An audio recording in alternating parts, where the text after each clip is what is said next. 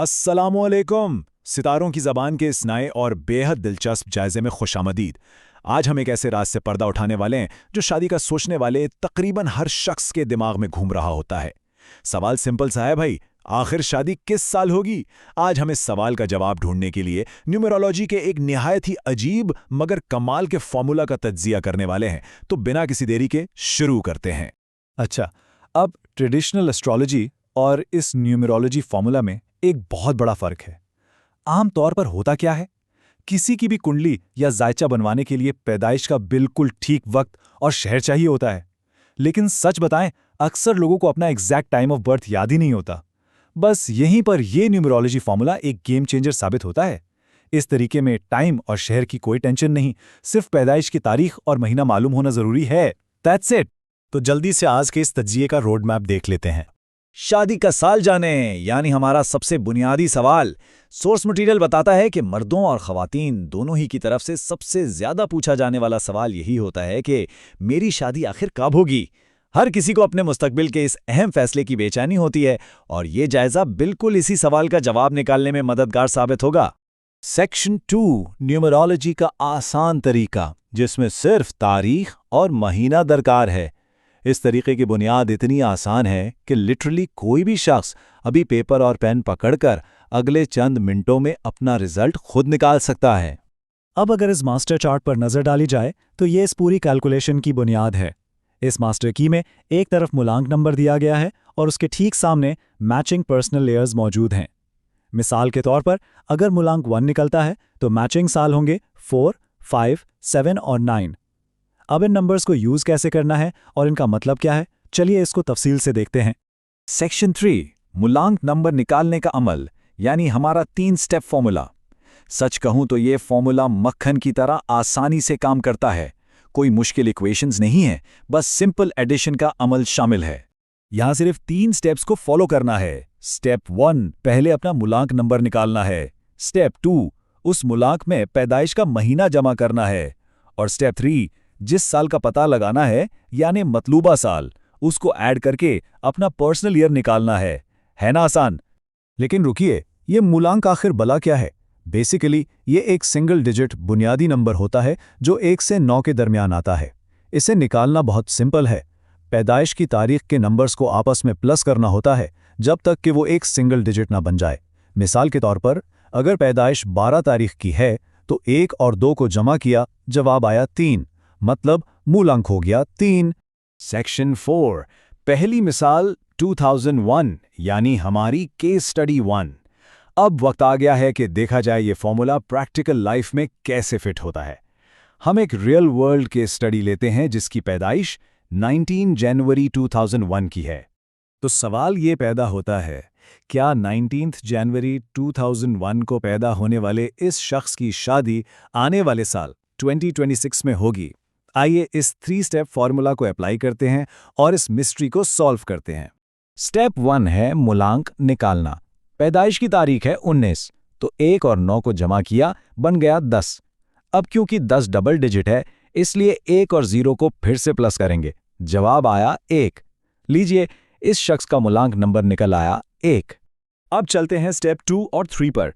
हमारा मूलांक था 1, पैदाइश का महीना है जनवरी यानी साल का पहला महीना, तो वो भी हुआ 1। दोनों को मिलाया 1 + 1 हो गया 2। अब चेक करते हैं टारगेट ईयर 2026 को। 2026 के सारे डिजिट्स को ऐड करें तो बनता है 10। अब हमारे उस पहले वाले 2 को इस 10 में डाल दें तो टोटल बना 12, और जब 12 को आपस में जमा करेंगे यानी 1 और 2, तो हमारा फाइनल नंबर आ गया 3। तो 2026 के लिए फाइनल पर्सनल ईयर निकला 3। लेकिन दोस्तों, ट्विस्ट यहां है। अगर मास्टर चार्ट को याद किया जाए तो मूलांक 1 के सामने जो नंबर्स थे वो थे 4, 5, 7 और 9। उनमें 3 का तो कहीं नामो निशान ही नहीं था। इसका सीधा सा मतलब ये निकलता है कि सोर्स के इस फॉर्मूला के मुताबिक 2026 में शादी होने के इम्कानात प्रैक्टिकली ना होने के बराबर हैं। पर बिल्कुल मायूस होने की जरूरत नहीं। चलिए जल्दी से अगला साल चेक कर लेते हैं, शायद किस्मत वहां खुल जाए। अब 2027 के लिए कैलकुलेशन करते हैं। प्रीवियस बेस वही 2 थी। अब साल 2027 को ऐड करते हैं। 2, 0, 2 और 7 बनता है 11। अब उस बेस 2 में इस 11 को जमा करें तो बनता है 13 और आखिर में 13 के डिजिट्स को यानी 1 और 3 को आपस में मिलाएं तो लीजिए बनता है 4। क्या बात है, नया पर्सनल ईयर निकला 4 और चार्ट के मुताबिक मूलांक 1 वाले के लिए 4 एक एब्सोल्यूट परफेक्ट मैच है। इसका मतलब है कि 2027 एक लकी साल साबित हो सकता है और इस साल शादी के इम्कानात निहायत रोशन है। 2027 के लिए रिश्ते की कोशिशें बिल्कुल तेज कर देनी चाहिए। सेक्शन 5 दूसरी मिसाल 1993 यानी केस स्टडी 2। अब मजीद प्रैक्टिस के लिए हम एक और एग्जाम्पल देखते हैं। ये एक पैदाइश की तारीख है 26 अगस्त 1993। आइए देखते हैं कि इस केस में ये फॉर्मूला क्या नतीजा निकालता है। यहाँ भी हमारा सवाल वही पुराना है, क्या 26 अगस्त 1993 को पैदा होने वाले इस केस में शादी आने वाले साल 2026 में होगी? चलिए देखते हैं कि नंबर्स हमें क्या कहानी सुनाते हैं। पहला स्टेप, तारीख है 26, 2 और 6 को ऐड किया तो जवाब आया 8, यानी इनका मूलांक नंबर इजीली बन गया 8। देखा आपने, ये प्रोसेस वाकई कितना स्ट्रेट फॉरवर्ड है। फटाफट स्टेप 2 और 3 पर आते हैं। मूलांक 8 में अगस्त का महीना जो कि 8वां महीना है जमा करेंगे। 8 और 8 मिलकर बन गए 16, फिर 1 और 6 को ऐड किया तो आया 7। अब इस 7 में 2026 का टोटल जो कि 10 बनता है उसे ऐड करेंगे। 7 और 10 मिलकर बन गए 17 और आखिर में 17 को सिंगल डिजिट बनाने के लिए 1 और 7 को प्लस किया तो अल्टीमेट जवाब निकला 8। पर्सनल ईयर निकल आया 8। और दोस्तों, अगर मास्टर टेबल को याद करें तो मूलांक 8 के लिए मैचिंग नंबर सिर्फ और सिर्फ 8 ही था।